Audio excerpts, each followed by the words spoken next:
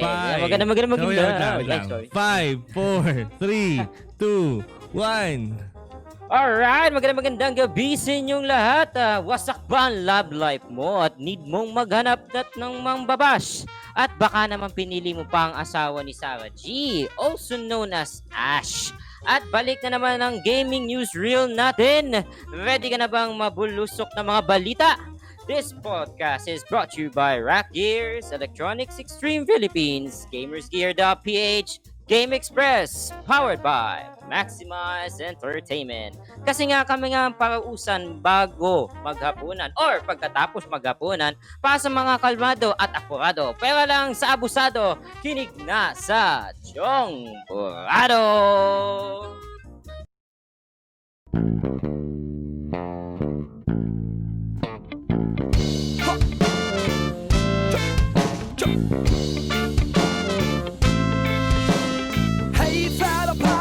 And listen what I say. The captain is a tyrant and I no longer obey. I'm sick of taking orders from the madman in command. So let's drop him on an island and leave him in the sand. Cause it's a mutiny. It's a mutiny. It's a mutiny. And now we're taking over the ship. Hello! Good evening everyone! Today is June 23, 2020. Happy birthday sa nanay ko! June 23, 2020. Happy birthday! And this is the 42nd episode of Tsongporado. Bagong-bago, midweek po tayo ngayon, midweek mode. At ito po ang inyong moderator, si Tito Jopes. At ang kasama natin nag-iisang panelista. Yan, ng mga karerista. Yes, ang nag-iisang lover boy ng Maximize Entertainment, Regie loves you. Ayan. And we would like to acknowledge our comments. Ivan Gaviola, hello sa inyo. Tito Jopes, Sher Prudencio. And we also have Juan Lunatics. Hello, good evening everyone. And this is ito medyo experimental lang siya na episode ng Tsongporado. Pero hindi pa siya ganun ka-experimental. Parang old Tsongporado pa rin naman. Pero babalik natin yung newsreel natin kasi nawawala na tayo dun sa balita sa Chong. So, magaganda yung mga news natin na provided today. So, pero bago tayo mag-start, we would like to thank our brand partners. Our brand partners. Kaya mo ba, no? Or ako na lang? Yeah, sige. It's your turn! Ako na lang. Okay, Rakk Gears. Rakk Gears is the only gaming gear company in the Philippines with dedicated gaming user interface research and development. You can get your gaming gears online by visiting their website at rakk.ph, that's rakk.ph, or check their Facebook page at facebook.com/rakk.ph. Rakk Gears, kalidad, kisig, kasarinlan. And Electronics Extreme Philippines, from the company that will bring you that brought you the new Gunbound Philippines. Electronics Extreme intend to develop the gaming industry continually with new concepts and new technology. They are here for borderless fun and experiences. Check out their website at extreme.co.th. And Game Express. Game Express is the first and only game store in the Philippines that offer pre-orders with no deposit fee. No more waiting in line. The games you love will come straight to you. Free cash on delivery nationwide. Find them at Facebook by searching Game Express. And finally, GamersGear.ph, yung may ngayon ng The Witcher ko dito. Ayan, kita mo. Yes. You can see, mga kaibigan. Wear your game loud and proud, represent your faction. Gamers from all forms and genres can now start enjoying items from every classic with GamersGear's latest apparel and accessories. Final Fantasy VII Remake and Resident Evil 3 Remake inspired caps are now available for purchase.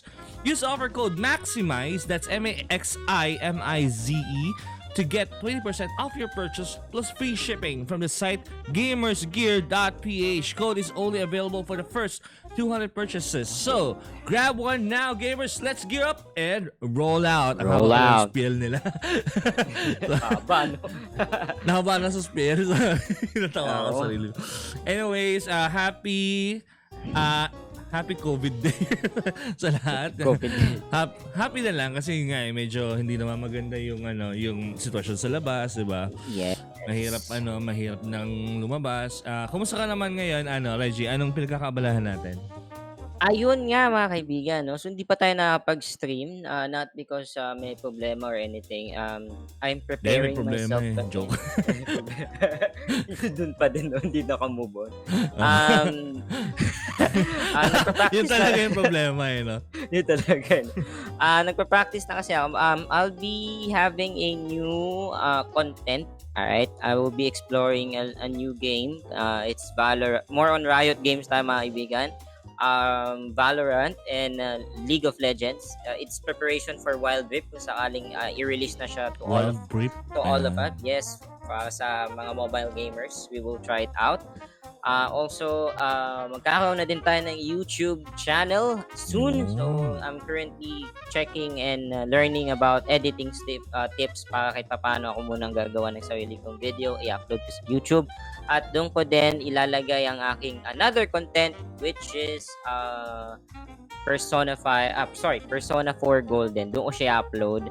So, Facebook, it's more Valorant, PUBG Lite, and League of Legends. Pero sa YouTube, i-upload natin yung Persona 4 Golden. Lalawin natin. Alright. And thank you for doing Notify Juan Lunatics. Good evening again. And salamat sa mga panonood nyo guys sa gusto lang namin kasi maging up-to-date sa mga balita and maganda rin kasi sa mga listeners kasi hinihingi ng mga listeners sa Spotify yung sana may mga bagong balita na marinig sa Spotify. Hi Maki Soriano! Hi po mga idol! Hi Maki! From the Electronics Extreme Maximize Entertainment page. Ako naman pinagkakabalahan ko sana napaso yung na-post ko naman sa page ko, napaso yung kamay ko. Sakit, hapde. Pero okay na ngayon, feeling ko makaka-stream na tayo ng The Last of Us Part 2 soon. Ayan. Yes. By soon siguro mamaya. Gusto ko sana mamaya gabi na Mamaya. Tapos na. Oo nga, seryoso. Pero okay lang, kahit walang manonood, sige, ako. Mag-stream ako. Baka mag-stream na ako mamaya. Kasi gigil ako sa game na yun eh. Anyways, so, dahil na mention natin yung mga comments, na mention natin yung news, punta na tayo sa newsreel.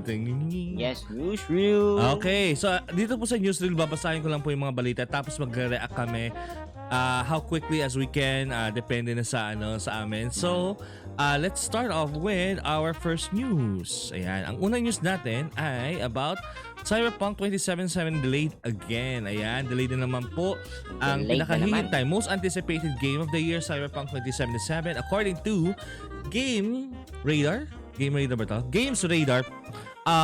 2077 delayed again. We won't ship something which is not ready. According to Cyberpunk 2077, according to developer CDPR, Cyberpunk 2077 has been delayed from September 17 to November 19. So ilang buwan 'yon? Dalawang buwan na naman pala. Hindi naman pala ganun kabigat. Yes. CD Projekt Red has announced in a new statement on Twitter, seen below. The official announcement from the Polish studio explains that Cyberpunk 2077 is finished, both content and gameplay-wise. The quests, the cutscenes, the skills, and items, all the adventures Night City has to offer. It's all there. Sabi ito yung mismong announcement ng Cyberpunk Twitter account, which is at Cyberpunk Game. We have decided to move the launch of Cyberpunk 2077 from September 17 to November 19. Those of you who are familiar with with the way we make games know that we won't ship something which is not ready. Ready when it's done. It's not just a phrase we say because it sounds right. It's something we'll live by even when we know we'll take the heat for it. At the same time, we are fully aware that making such a decision costs us your trust, and trading trust for additional time is one of the hardest decisions a game developer can make. And despite we think it's the right decision for the game, we'd still like to apologize for making you wait longer. Our intention is to make Cyberpunk 2077 something that will stay with you for years to come. In the end, we hope you understand why we did what we did. Ayun. So, pinre-order mo na ba to, Regie? Ay, hindi. Ang binabala ko dyan, pag-ipunan ko muna pag ni-release. Kumbaga parang hintayin ko muna yung hypeness mawala, then bibilin ko siya. Siyempre, hanap tayo sa sale. Pero may mga friend na din ako nag-pre-order niyan, siguro last year pa, in advance. May iba naman na panalunan sa isang raffle. I remember may dalawa akong top fan sa sa page ko. ang ni-request nila dun, kasi dati kasi nung ako every month may top 5 of the month ako. Tapos yung mananalo bibigyan ng game of his choice. May dalawa nagpa-pre-order sa akin ng Cyberpunk 2077. So, ayos, di ba?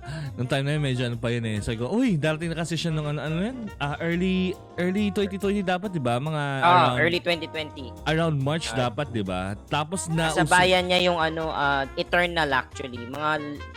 Maaga lang ang Eternal ng ilang buwan. Then, Cyberpunk na dapat by April. April dapat yun as far as I know. April kasi March yung Final Fantasy, tama? Hindi, April din yung Final Fantasy, di ba? Sa Animal April. Crossing. Animal Crossing and Doom Eternal yung March. Ayun. At saka Resident Evil naman sa April din, di ba? Ayun. Shoutout tayo kay Rome Fernandez, si The Rocker Gamer. The Rocker Gamer, tama. Si Rome Fernandez, pa-shoutout po. Ayun. Bro, Rome, ayan. Sana mag-ano ka dyan. Mag-ingat ka dyan kasi nasa Hong Kong siya eh. So, ayun. Ingat-ingat bro. Yan, salamat. Yun, ako alam ko pre-order. Pre-order ko na talaga siya. Yung collector's edition. Yung malaki. So, yun. Medyo iniisip ko pang bibili ako ng controller doon sa Xbox One eh. Kasi ang ganda. Para siyang Ang ganda na lang. Ang ganda nun. Tingin mo, ito lang ang game na pwede tumalo sa The Last of Us Part 2 for Game of the Year. Actually. Kasi kung tutuusin naman, nung nanood ako ng E3 last year, may 4 na inaabangan nila dun eh. Yung una, yung Cyberpunk. Na-hype siya because of Keanu Reeves eh. And it's a CD Red project siya eh. CD Projekt so, yeah. Alam niyo naman yung success ng Witcher trilogy. So, definitely, bongga to. Pangalawa, yung Last of Us kasi definitely one of the best games ever made. Alright? Even The Last of Us 2, alright? Kung tutuusin talaga, napakaganda niya. Pero hindi siya yung tipo na malalaro ko na kasi pero of course, that is no spoilers. I'll let you play the game. Pero as I check with the walkthrough, grabe talaga yung Last of Us 2. For me, it's one of the best stories ever made. It's just that hindi siya yung tipong after mo malaro, lalaroin mo ulit. Ganun, parang ganun. Kasi there's something in it. Spoil ako. Spoilers. Ayan, anyway, Ninyo Celis, magandang gabi sa inyo mga lods. Magandang gabi rin Ninyo. Ayan, may bago tayong format Ninyo. Ay Ninyo, ayan. And shout out Sir Regie, sabi ni Jay Kaluwing. Ayan, Jay Kaluwing, what's up sa'yo? Ayan, si Jay. Ayan, isa sa mga streamer siya ng PUBG Lite. What's up sa'yo, boy? So kakilala yan ni Makoy? I think so kasi nagpapascream din si Makoy doon eh. So I think nagkakilala. Baka hindi sa pangalan, baka sa clan name or sa IGN. Ayan. Okay. So after ng Last of Us, yung Animal Crossing Animal Crossing / Final Fantasy kasi we already know that there will be a remake, no? And lastly, syempre, bias ako dito, Doom Eternal. I'm a Doom guy since 5. Actually, ang dami nasasabi na maganda talaga yung Doom Eternal daw, except dun sa Marauder na boss. Nalaro na ba? Yep. Na-stuck ako kasi na-addict ako sa K-drama at saka sa My Time in Porsche. Nakaka-addict eh. Wala akong Animal Crossing. Si Darren post ng Animal Crossing. Nakita ko yung Porsche nung pinili ko siya. Ayan. Okay. My time with Porsche. Naalala ko yan Teka, sa Switch ba o sa PC? Sa PC ako. PC. Okay, yun. Ayun, sabi ni Jay Kaluwing, kilala niya rin si Makoy TV. Ayun, kilala pala niya sikat yan. Ambassador yan eh. Maximize talent yan eh. Ayan. Okay. So, ayun na po yung balita natin. Maikli lang talaga yung sa news reel natin. Kasi syempre, natin pahabain. Ang susunod na balita natin, ito napakagandang balita. Actually, ang daming basher nitong game na to. Kaya daw napakalungkot. The Last of Us smashes UK sales chart. Ayan. Gusto ko basahin yung balita, or mamaya na lang para handa ka kasi baka hindi ka handa ngayon eh. Okay, doon na lang sa third at fourth news. Ayan. So, The Last of Us Part 2 smashes UK sales chart. According to GamesIndustry.biz, ito po yung article niya. Teka, palitan natin yung sa visual natin kasi baka naman Nalilito sila. Ayan. So from GamesIndustry.biz, meron silang article tracking down the sales of The Last of Us Part 2. So according to them, The Last of Us Part 2 has shot to the top of the UK box charts in significant fashion. Pag sinabing box charts, yun po yung physical. So they are tracking the physical sales from retail stores. The action horror game is Sony's fast-selling release this generation. Okay? So natalo niya yung Spider-Man. That was the fastest selling of this generation, yung Spider-Man. Narrowly beating the opening week of 2016's Uncharted 4 by just over 1%.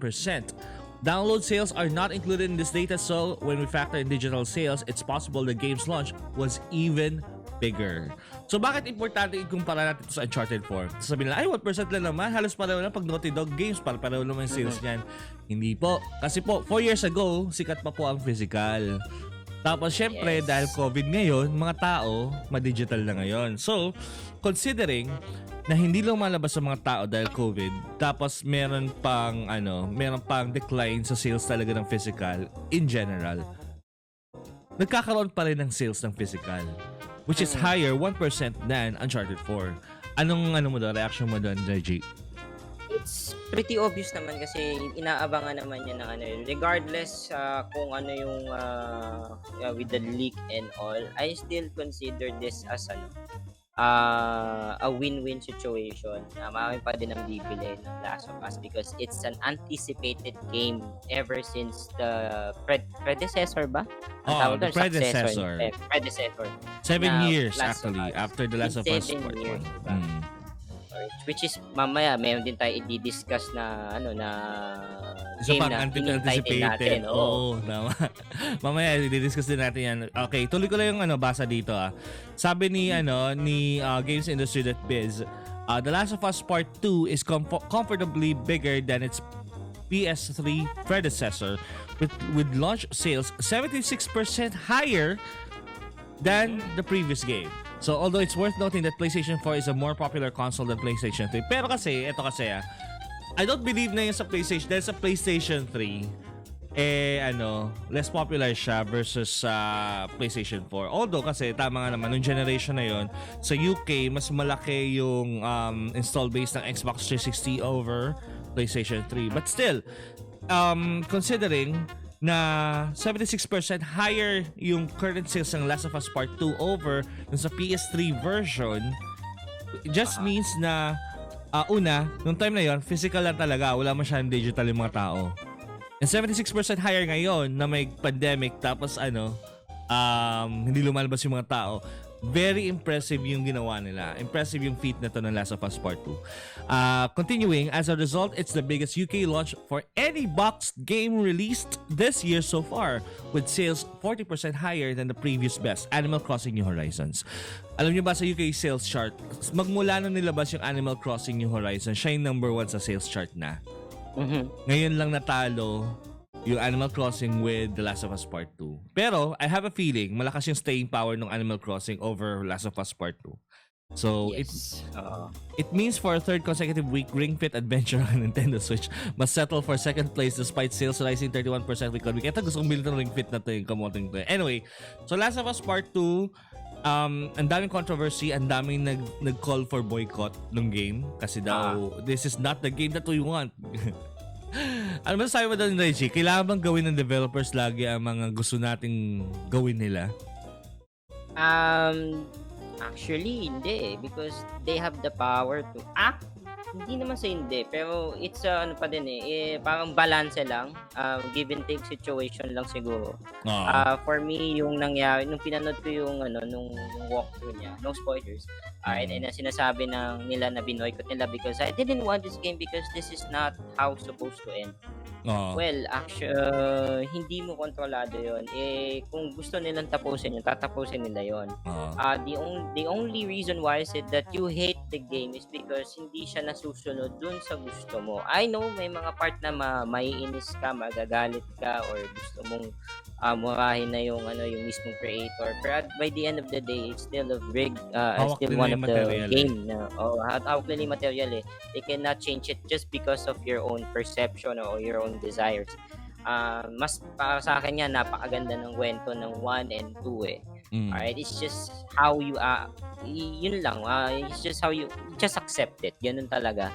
Hindi lahat ng bagay na ayon dun sa gusto mo kasi to be honest, di naman ikaw ang gumagawa ng laro sila.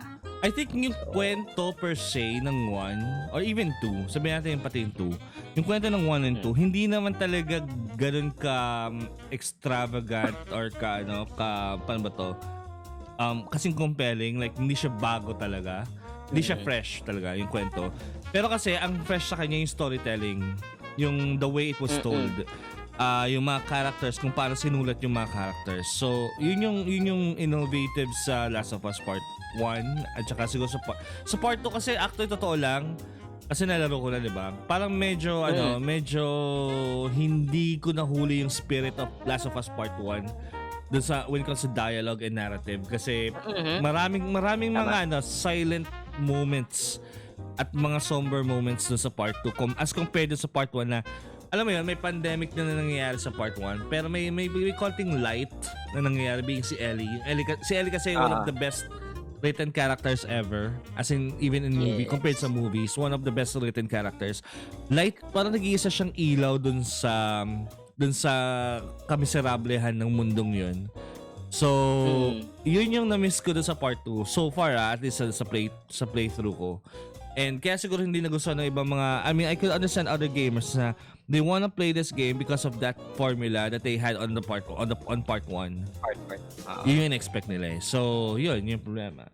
So, Saka isa pang ayaw nila dun sa sa Last of Us is yung utilization ng character ni Abby. And kasi wag mo natin anahin. Wag mo natin i-spoiler. Wag natin pero may mga at least may mga naglalaro na pero yun lang. Yung characterization lang ng mga I have to say, may mga ibang vloggers sa YouTube na I think unfair din sa character ni Abby. Kasi kung basta i-discuss na natin pag may spoiler podcast na tayo ng Last of Us Part 2. May spoiler na tayo. Ayan. Anyways, so moving on, our next topic. Ayan, ganyan tayo kabilis kay Newsreel yan eh. Oo, baka ano pa masabi ko, di ba? Tsaka para madali tayo mag-out. Joke lang. So, new Crash Bandicoot game is announced po ngayong kagabi lang, di ba? By Activision. Kagabi lang. Sobrang panalo. Ikaw na magbasa ng balita, Ana? Yes, go for it. So, ayun nga. So, here we go. So, Toys for Bob is excited to introduce a fresh visual direction for Crash that maintains the zany spirit of the franchise while also breathing unique personality and charm into it. Fans can expect wacky new worlds, which is dun sa trailer pa lang. Makikita nyo, search na lang sa YouTube. It's very wacky, it's very entertaining. Lash epic vistas and a absurd variety of enemies and hazards. So Crash Bandicoot 4, It's About Time, ayan po ang kanyang title, is due out on October 2nd, 2020 on PlayStation 4, Xbox, finally PC, and Nintendo Switch. Versions were not mentioned. Yun nga lang, wala muna yung PC tsaka Nintendo Switch kala nyo. Yun lang. Ayan. So medyo nakikita ng mga audience kasi medyo chunky yung playback kasi siya. But yun nga, Crash Bandicoot 4 nakakapagtaka kasi may mga ibang Crash Bandicoot games pa after Crash Bandicoot 3, which is may Crash Bash, may Attack of the Crash of the Titans. Ay, Crash of the Titans. May ganun, di ba? Meron din sa PSP no? May 2-3 game din sa PSP. Yes, meron pa sa phone. Ang dami. At saka meron din sa Xbox. So, Xbox, PC, alam ko may mga Crash Bandicoot games eh. Pero, bakit ganun? Parang pag binaliwala yung effort ng developers natin. Oo, baliwala. Lalo na yung Crash Bash. If you want some party games, retro Crash Bash, Bash, the best. Pero baka naman kasi spin-off kasi yung Crash Bash. Pero yung actual talaga ng platformer na type. Although kasi, Crash of the Titans, hindi talaga siya yung formula ng Crash Bandicoot na parang 2.5D platforming. Mas si Crash of the Titans para mas 3D collectible siya, platformer. 3D collectible siya, nakita. So hindi siya katulad ng unang 3 game. So it is understandable na may itong 4th game na to, It's About Time. Ngayon lang siya dumating. So Anong masasabi mo dito, Reggie? Ay, of course, ito isa sa mga laro ko nung bata ako eh. Nung nagkaroon ako ng PS1, talagang Crash Bandicoot hanggang sa Crash Team Racing, Crash Bash kapag lalo na kapag pumunta ako sa kaibigan namin tapos meron siya yung expanded na para sa controller pa maging 4. Ayun, naglalaro kami noon Crash Bash. So, lalo na tapos yung na-reboot niya, yung remake. Yung na-remake niya yun, that's the reason why na kailangan ko bumili ng PS4 kasi ni-remake nila yung mismong game eh. So, ang ganda na. Kung nakita ko, mag-ipon ka na lang kaya ng PS5 kasi backwards compatible naman ng PS5 sa PS4. yeah, that's yun din I'm looking forward to it kasi nung nakita ko yung leak, ayan, ito yung mga bagay na na-leak na everything yung presyo ng PS5 medyo kaya naman ng budget natin sa Pasko kung saan man. Compare nung mga yung bonus, compare nung mga nakaraang PS4 or PlayStation edition na sobrang mahal. Not sure kung bakit ginawa nila mura, probably because of the kung ano yung inside of it. AMD kasi is a very cheap yet efficient processor. So, kasi mura siya. Baka yun yung mga material doon mura pero effective and efficient. So, having this Crash Bandicoot 4, it's about time. Yun din masasabi ko. It's about time for the last 10 years na hindi nakagawa ang akala ko nga Naughty Dog pa to eh. Yung pala, it was bought by Vicarious Visions na pala tsaka Astrovision. So, it's about time for Astrovision to have their own version of their Crash Bandicoot. Hindi na yung Naughty Dog na ni-remastered mo lang. So, it's about time. And sabi nga kasi, napanood ko kasi yung developer interview nito. Okay, unang-una, okay, papakita natin yung visuals wait lang. Unang-una, mapapansin nyo, remodeled na si Crash dito. Mas, kasi diba si Crash, diba manipis yung arms niya. Tapos medyo manipis din yung katawan niya. Ngayon medyo muscular siya. Medyo may muscles siya. Medyo nasobrahan sa apple eh. Sa Wampa fruit. Ayun, tapos yun nga, si Coco bumalik. Ayan. Hindi siya yung typical. Ang galing nga actually, I think very aware or parang politically aware yung mga designers, yung mga character model designers natin. Kasi si Coco, medyo siya, hindi siya yung typical na babaeng figure. So medyo paano siya, pa-triangle yung itsura niya. Sayang hindi ko makita dito pero ibig sabihin nun, kumbaga, hindi ito, nakikita mo, hindi siya yung parang sexy type, di ba? Hindi siya yung parang, pag yung normal description ng mga katawan ng mga babae, kumbaga, hindi objectified si Coco dito. So, it's good, ayan. Chinri and Jun, hello for hello, coming in. Good evening. Ayan, so makita nyo dito, medyo muscular si kita mo ba? Si Crash, no? Batak nga si Crash ngayon, no? Batak na batak, kakatalo na yan. Yes. Tsaka medyo parang muscle beach tambay. Parang Baywatch na na lifeguard. Oo. Parang kakaiba. Pero si Coco naman, inverted triangle naman yung niya. Yes. Upright triangle, inverted triangle pala si Crash. Ayan. Tapos according dun sa news pala ng Eurogamer, ang sabi dito, developer Toys for Bob said Crash Bandicoot It's About Time is set after the end of the original Naughty Dog developed Crash trilogy. So ito, i-continue niya yung canonized na kwento ni Crash. So sabihin, hindi canon yung mga games na after ng Crash 3. So si Neo Cortex, Dr. Entropy, and Uka Uka, kasi si Ako yung kakampi niya, diba? Were stranded on a distant planet and features playable Crash, Coco, and pinakita rin playable si Neo Cortex, among others. You can choose between playing as Crash and Coco at any time. Both Bandicoots share the same moveset. At some point, you can play as Neo Cortex, the mad scientist uses inventions and a ray gun. Ayan, may mga ray guns na siya. Pero ang magandang feature dito sa Crash Bandicoot, may dalawa siyang mask na ginamit mo. Yung isa, pang slow-mo, para dun sa mga sobrang mabibilis na mga may mga platforms kasi na may nangahampas, nag-whip na sobrang mabilis. Pwede mong pabagalan sila using the mask na slow-mo. And another mask that defies gravity. So sabihin nun, pag ginamit yung mask na yon, maglalakad ka sa ceiling sa kisame. Ayan. So yun yung Mukhang complicated ang magiging mapa ngayon ng Crash and yun nga sabi daw nila kaya ginawa daw nila yung Crash Bandicoot 4 kasi they already have the engine which was made from scratch from the old Insane trilogy which is called Engine. Yun, so engine yung pangalan ng yung game engine doon. So, actually makita nyo naman doon sa trailer, 60 FPS siya, tapos ang daming particle effects, tapos bigger yung mga set pieces. Nakakatuwa kasi sobrang ambitious na itong Crash Bandicoot 4. Ayan. So, tingin mo magde-day 1 ka dito, October 2? I hope so, no? Available sa Xbox siya sa PC. Ano po? Available sa Xbox siya sa PC. Ay, dito nakalagay, hindi daw siya available pa, hindi pa na-mention Sa Xbox pa lang siya, tsaka sa PS4. Ito na pala. Pero, On October 2, Xbox One and PlayStation 4. PC and Nintendo Switch versions were not mentioned. Tama. Ayun. Pero sakali naman di tayo makapaglaro niya sa day 1. I'm looking forward to see yung Crash Team Racing na i-upload na din sa Steam. Just like what they did to Spyro and Crash Bandicoot and Trilogy. Ayun. So yun muna unahin ko habang wala pa ako. Ako yung memories ko dyan sa Crash Bandicoot, itong bata kasi ako, naglalaro yung kapitbahay namin yun. Sabi ko, sino yan? Hindi naman si Mario yan. Ang pangit naman, gumanin ako. So, malay ko bang iconic si Crash Bandicoot?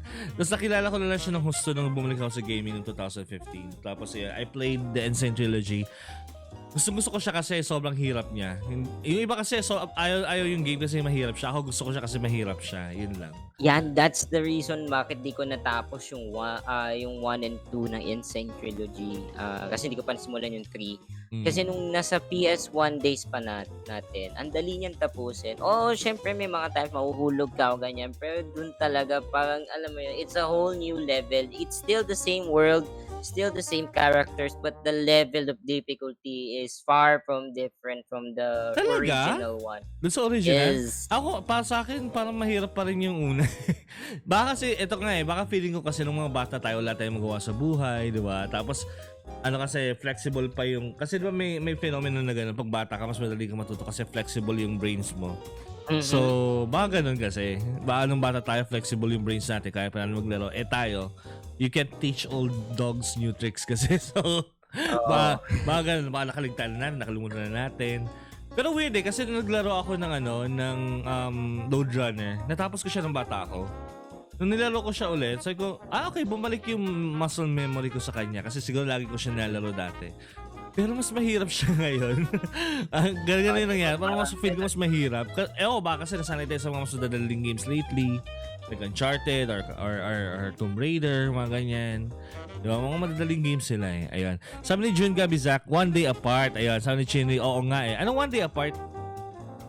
Birthday? Ganon? Hindi. Yung follow. Ni June at saka ni Chinri. Okay. Okay. Ayan. So, ayun. Yun lang po tayo sa news natin about Crash Bandicoot. Ang susunod natin sa newsreel natin ay... Ayan na. Yan. Kakabangan. TFP, Hindi, si Mixer. Si Mixer, di ba kasi, malungkot po kasi nangyari kahapon. Nag-announce po si Microsoft na that Microsoft is killing its Switch competitor Mixer next month on July 22. Ayan. So, basahin na natin yung news natin. Saan ba ako? Saan ba yung news ko? Ayan, sabi doon sa news from TechCrunch, ayan, Microsoft is killing its Twitch competitor Mixer next month and is partnering with Facebook to push its users toward the Facebook gaming service. The app is winding down on July 22. The sudden move comes after Microsoft has dumped considerable efforts into its gaming-centric streaming service. Tongue twister. Ano to? Sabi, considerable efforts in its gaming-centric streaming service. Ayan. Acquiring streaming rights to some of the biggest esports personalities like Ninja and Shroud. Microsoft couldn't spend its way into meaningfully competition with Amazon's Twitch and Alphabet's YouTube Gaming. Alphabet na ang YouTube Gaming. Kasi Alphabet subsidiary siya ng Google Kala ko kasi diretso pa sa Google yung yung YouTube gaming. Anyway, the company launched its Mixer service in 2017 after acquiring the gaming startup Beam Interactive in 2016. Microsoft announced that when the service sunsets, it will be transitioning partnerships to Facebook Gaming and redirecting its users to the service as well. The partnership between the two is a T-Mobile and Sprint partnerships of sorts, as the two were clearly trading far behind the YouTube gaming Twitch duopoly. The Facebook partnership goes deeper than just watching streams. Microsoft will integrate their xCloud game streaming service into Facebook gaming. Whoa! Where? So users can quickly play titles that they see inside the service. What? Okay, so bago sa akin yun bago sa akin yung balita niya. Anyway, the first part is, bakit malaking balita ito, Regie? Itong pagbagsak ng Mixer. Bakit sa tingin mo malaking balita siya? Para sa akin lang, in my own perspective, kasi walang growth daw sa Mixer. Hindi, tsaka andun sa Mixer kasi ang dalawa sa mga pinakamalaking streamers sa buong mundo, which is Shroud and Ninja. Ayan. Si Ninja, if you recall po, earlier this year ba o last year? Last year pala. Last year. He had a contract with Mixer worth $20 million for 2 years? For 2 years. Yes. Na maging exclusive siya sa Mixer. Ayan. So $20 million. While on the other hand, Shroud is getting $10 million for 2 years sa Mixer din. So tinanggap nila yon, and ang argument kasi ng ibang mga tao is that the two will have job security or para financial security because of the contract.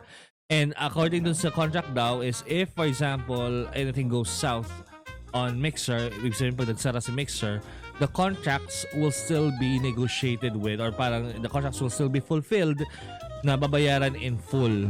So since bumagsak ang Mixer ngayon, it was only 1 year na kumita si Ninja ng $20 million. Ano masasabi doon, Regie? Well, it's a win-win for Ninja. Even Shroud na kaka 6 months pa lang ata niya sa Mixer. $10 million, no? Saka makakapulot ng $10 million sa buhay mo. Diba? Napakaswerte naman nun. Kasi even magsama siya, whatever happens sa contact, stays in the contact. So kung ang contact niya 20 million, kahit mawala yung Mixer, babayaran mo si Ninja ng 20 million. Oo. Pero kasi, ang problema naman kasi is, sobrang nag-dwindle yung follow count ni Ninja at saka ni Shroud sa Twitch. They still kept the account. Hindi naman pero ngayon kasi ang nangyari daw parang nag-auto-host na lang daw yung yung account na yon, yung dalawang account na yon, yung kay Shroud at kay Ninja, nag-auto-host ng mga thought streams. Yan. Ayan. According to AJ Santiago, buti di kami nag-switch sa Mixer. And kasi na Santiago says, na-stress ako, sabi ni AJ Santiago, si Matthew Santoro daw topic FFs. Haha. Anong si Matthew Santoro? Sino yun? Hindi ko kilala yun. Sorry. Sino si Matthew Santoro? Santoro. Streamer ba yan? Gago! Siyempre sinerch ko si Sandy Santoro. Porn star, sorry. Gago AJ yun ba yan? Sorry. Anyway, ayan. So, YouTuber daw na. Ayan. Di YouTuber si Matthew Santoro. Porn star yun. Anyway. So, yun nga. Anyway, so, yun nga. Ang nangyari, noong 2016, Microsoft acquired Beam. Tapos yung Beam, it was renamed or rebranded as Mixer noong 2017 and integrated doon sa Xbox. So yung mga Xbox players, alam nila yan, yung Mixer na yan. Or even Beam, alam na nila yan noon pa. Kasi if you want to stream your game, you can actually stream from YouTube or Twitch or Beam. Sa PlayStation, ang alam ko, Ustream, YouTube, at saka Twitch. Ayun. Walang gusto kumabit kay Facebook. Nakakaawa. Yung time na yan.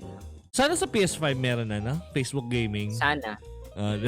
O kaya multi-streaming para mas masaya. Multi-streaming. Tapos, uy, anong nangyari? Ayan. Tataka ko doon sa doon sa browser ko. Wait lang. Okay. Tapos yun pa, kawawa naman kasi may mga streamers or partners sa Mixer na hindi na warningan or na notify via email man lang at least. Kumbaga, they all knew the news dun sa Twitter message. So, which is kind of douchebaggy na approach kasi parang sabay-sabay nating nalaman kasama ng mga partners that their career is on a downturn this year. Parang yun yung sample ng ginosting nga ni Microsoft. Ayun, ginosting nga. Oo, tama. Sinzone ka lang. Sinzone. And most of the partners ng Mixer, they don't want to switch to Epic Gaming. So, that's another problem. May tanong ako, bakit parang diring-diri yung mga streamers sa FB Gaming? That I'm not sure. Even Ninja doesn't want to enter Facebook Gaming. Shroud nagsabi din siya na I will not enter Facebook Gaming.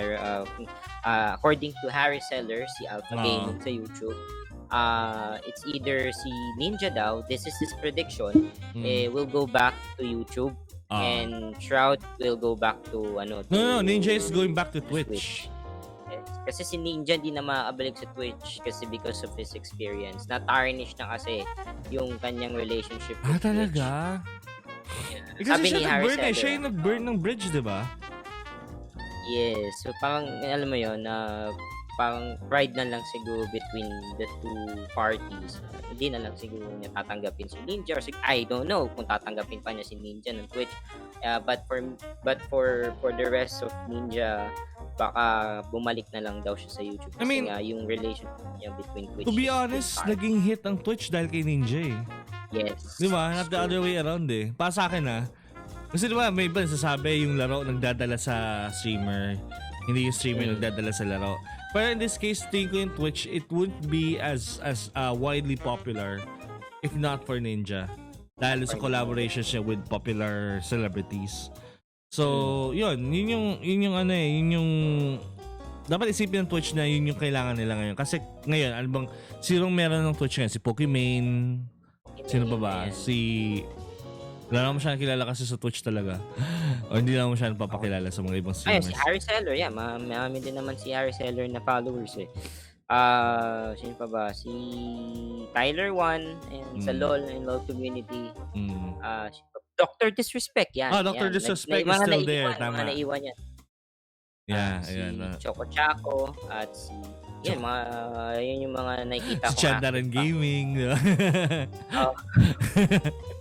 Ayan. Oy, Saldi, ayan. Si Hi, Saldi. Kumusta? Hey, bro. Saldi, magandang gabi.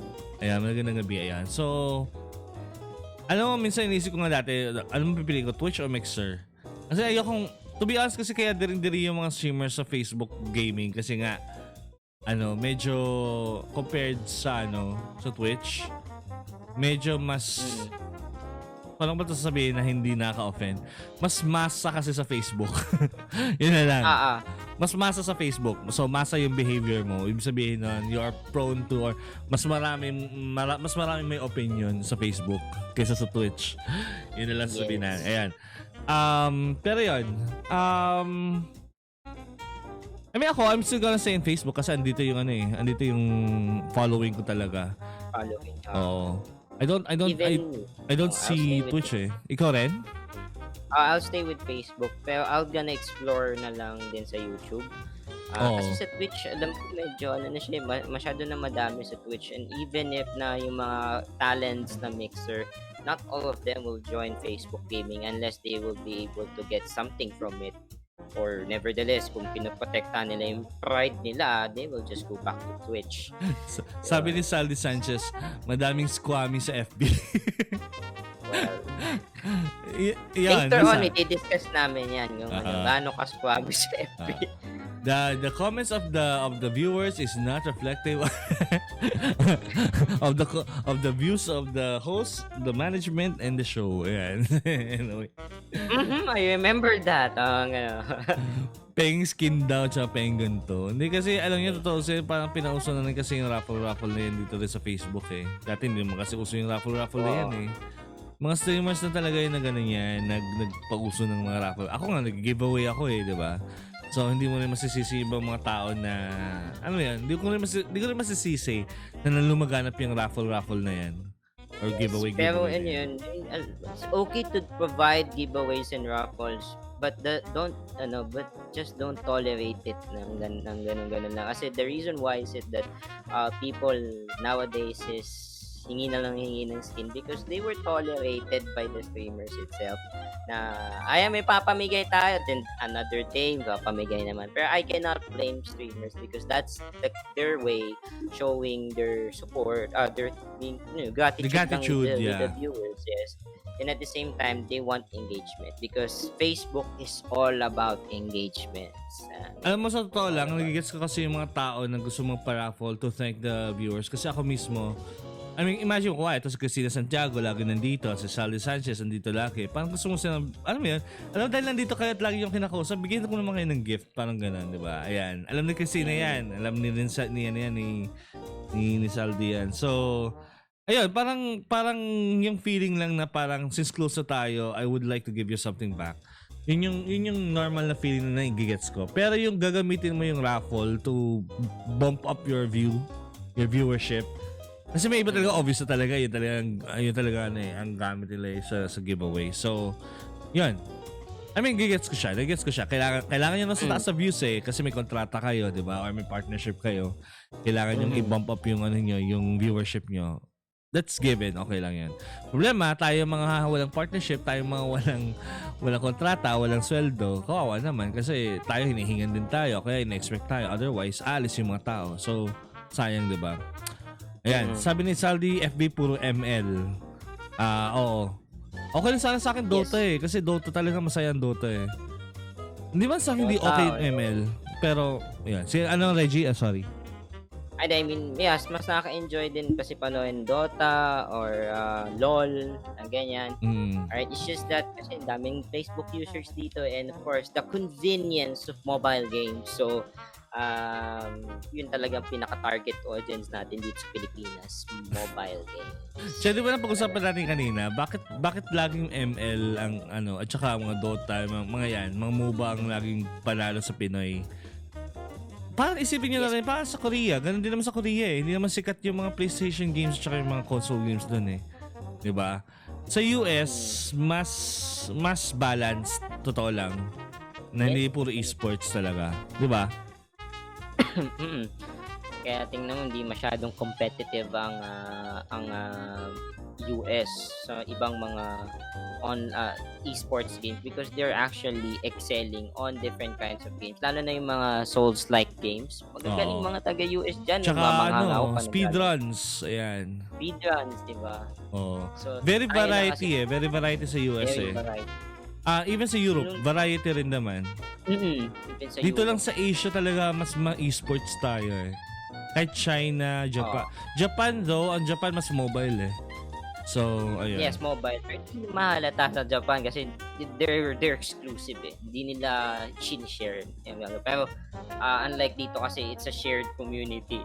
ML, Southeast Asia pa lang, ang dami na naglalaro ng ML. Pero sa Japan, Japan lang. Tapos yung mga nanonood yung mga bagets na first time matuto ng mura Oo, yung mga ganyan din. Anyway, so ni Salo Sanchez, mahilig kasi tayo sa instant, as in instant popularity daw, tama. Yun nga, kasi parang minsan nakalimutan natin yung word na grind. Gusto natin lagi instant money, instant popularity. Kaya diba may mga naglalabasa ngayon ng mga medyo novel type na or novelty type na mga streamers like mga nanay na nagsistream, mga bagets na nagsistream, di ba? Na pinopromote, nila-ride naman ng ibang streamers. So, yun, ganun talaga Cristina Santiago sabi niya, number-driven people, haha, lol, and yes, yung mga walang contract, di makapagpa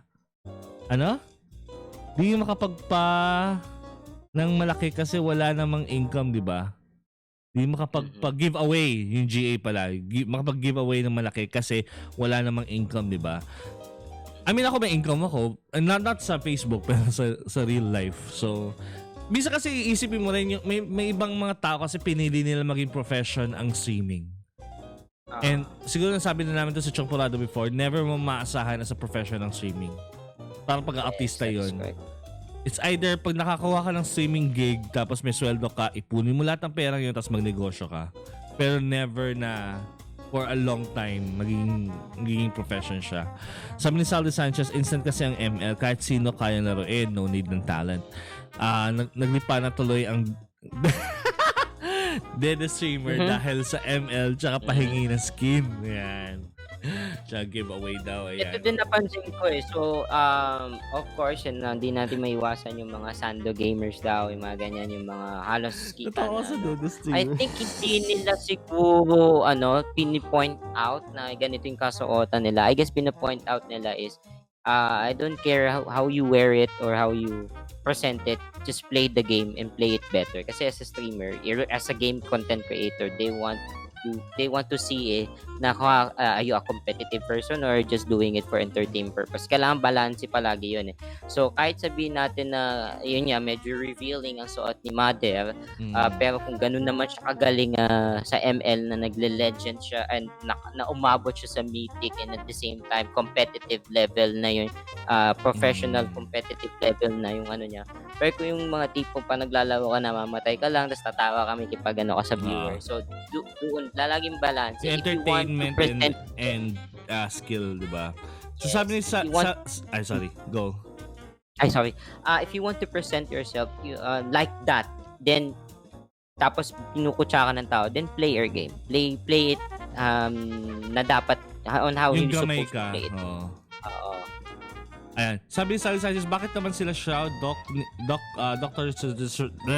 Dr. Disrespect, Ninja naman hindi namimigay ng skins. Skills lang talaga. Sabi naman ni Tina Santiago, di kasi Pinoy yung audience sila. In fairness ito sa totoo lang. Sa lahat ng mga lahi na na-meet ko, Pilipino lang talaga mahilig sa giveaways. Ewan ko kasi sa mga European, ayaw nila na parang, alam mo yung nililibre sila, ayaw nila na nanghihingi sila ng, treat mo naman ako. Walang ganun sila. Halos. At least sa mga na-meet ko wala silang ganun. Palibre naman. Tayo lang talaga mahilig sa palibre. Totoo lang. Ayan. Kasi may sense of pride yung mga nasa ibang bansa, na mga foreigners na parang, okay, pag gusto ko ng isang something, it's going to be coming from my own pocket. Yung lagi sila. Yung lagi ko silang sinastrive na kailangan lahat ng gastusin nila sa pocket nila. Tapos sabi ni Sally Sanchez, pahingi ng skin at pakita ng skin. Ayan. Puro skin na lang. Ayan.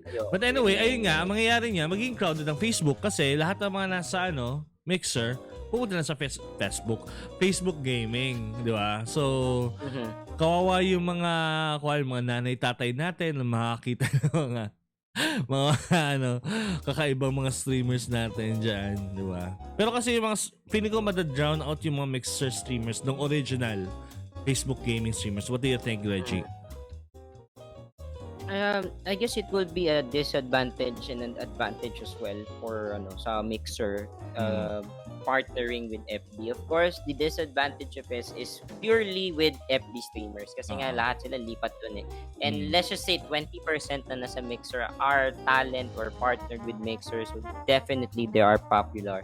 Once they go to FB, of course, yung matik na popular sila, just like what they did to Discuss Toast nung inoferan siya ng FB Gaming. Partner agad siya, wala nang kapintok-pintok pa, hindi na siya yung dumaan pa kasi hindi na dadaan sa sa kung ano proseso. pa mga diba, kung ano mga hurdles pa. Then the advantage of it, yung katulad ng sinabi dun sa xCloud, all the benefits of Mixer na na-enjoy nila will be transferred to FB. So hopefully FB will able to use it as well para naman mag-upgrade din naman na yung Facebook gaming. Ayan. Tama. Ganun lang. Tama. Ayun. So I guess yun na lang yun. Sayang yung Mixer kasi ang ganda ng technology nila. Kasi ang bilis talaga ng as in pag type mo ng comment, para Twitch, pag type mo ng comment, kita kagad yung comment mo. Nag-react kagad. So, almost real time yung streaming. Hindi ka dito sa Facebook, may delay ng mga 10 to 12 seconds. Mga 10 seconds. Oo, hindi natin alam Tristan Reposo, parang car show lang yan. Pag puro racer lang ang nag-showcase ng kotse, hindi bebenta. Kaya sila naglalagay ng mga babae nag-showcase. Paano ba sasabihin to? Teka. Parang babae rin naman, may bili rin ng kotse So pwede rin maglagay ng lalaki nakahubad doon. Lalaki, Di ba? Hindi, ngayon kasi di ba, bumibili na rin ng kapatid ko sister ko, parang gusto bumili ng kotse. So anyways, thank you sa mga comments guys. And pupunta na tayo sa main topic natin. Pero bago tayo pumunta sa main topic natin, sponsors muna mga kaibigan. Rakk Gears. So, gusto mo ikaw na? Ay, wait lang. Ayan. So, sabi na handa muna kita bago tayo. It's okay, no problem. Ayan na nga, eto na. Alright, so before we proceed to our main event, I would like to thank our sponsors. Of course, Rakk Gears is the only gaming gear company in the Philippines with dedicated gaming user interface research and development. You can get your gaming gears online by visiting their page website at Rakk.ph or checking their Facebook account, which is facebook.com/RakkPH. Rakk Gears, kalidad, kisi kainlan. Also, we would like to thank Electronics Extreme Philippines from the company that will bring you the new Gunbound Philippines. Electronics Extreme intend to develop the gaming industry continually with new concepts and new technology. They are here for borderless fun and experiences. Check out their website at extreme.com.ph. Game Express is the first and only game store in the Philippines that offer pre-orders with no deposit fee. No more waiting in line. The games you will love will come straight at you. Free cash on delivery nationwide. Find them at Facebook by searching Game Express. And last but not the least, GamersGear.ph. Wear your game loud and proud. Represent your faction. Gamers from all forms and genres can now start enjoying items from every classic with GamersGear's latest apparel and accessories. Final Fantasy VII Remake and Resident Evil 3 Remake inspired caps are now available per purchase. Use offer code MAXIMIZE. I repeat, MAXIMIZE to get 20% off of your purchase plus free shipping from the site GamersGear.ph. Code is only available for the first 200 purchases. So grab one now. Gamers, there's gear up and roll out. Yan, salamat. yung mga random na sa gitna yung nakakatuwa. Ayan, we have AJ Santiago says, got you share, Tito. ZZ Gaming, thank you for the share. ZZ Gaming, what's up? Ayan, and rap ng ZZ Gaming share train. Thank you very much. Sally Sanchez, Tito Jopes, Arbol, monitor mo. Nag-iisipan ko ba? Teka, paano ba to? Basta bahala na. Naano ako dun Na-off ako dun. Wait lang. Na-caught off guard ako. Pero anyway, mura lang yan. This is, pala, from ECPC, this is Spectre Pro. Alam ko mga around 7,000 pesos lang siya. So, kaya mo yan dito, Tito Salds. Ayan. So, anyways, punta tayo sa main topic natin.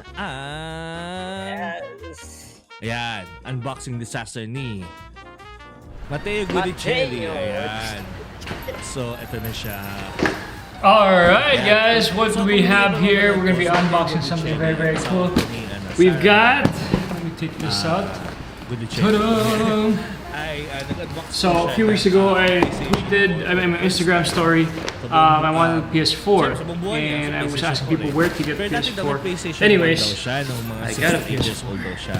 So the PS4 I decided to get was PS4 Pro. Matteo, ilang taon na to si Matteo? So, 20-something lang? PS4, thank you very much. Kasi kung 6 to 8 years old siya, Comes with, so at least mga 30, at most 30 years old lang siya. Saktong 30 siya. Oh, wow, saktong 30 pa nga. Ayun. What game do we have here? So, ayun nga, nag-unbox po siya. Nag-unbox po siya, tapos nagkaroon po ng napakalaking backlash. Final Fantasy. Pagkaka-unbox niya. Let's see. So, yan, may kita natin yan. Sa po audio boss. Sorry. Sorry. Lang Secret papers. Ayan, patayin natin yung audio ni Matteo. Sorry, ayan. So, ayan, sasabi ulit namin kanina na si Matteo nagkaroon po ng unboxing disaster. Well, according to most gamers, ayan. Sorry, Francis Flores. Ayan, ito na. So, dumami bigla yung viewers. Hello, 21 viewers. Nung nakita nila si Matteo eh. Hindi, eto. Ayan. Panoorin na. Ayan. Yan po yung controversial na part ng unboxing niya. Kasi hindi raw po unboxing yan. Ano siya? Deboxing. As in, talagang sinira yung box. Ayan po, yung sleeve. Ayan. Actually ako, etong video nito kung hindi niyo po alam, 2 weeks ago pa po siyang na-release. Pero pumutok lang po yung balita niyan this weekend lang. Ayan. Sabi ni Tristan Post, ayun. Sabi sa inyo mukhang hindi siya sanay mag-unboxing kaya ganyan.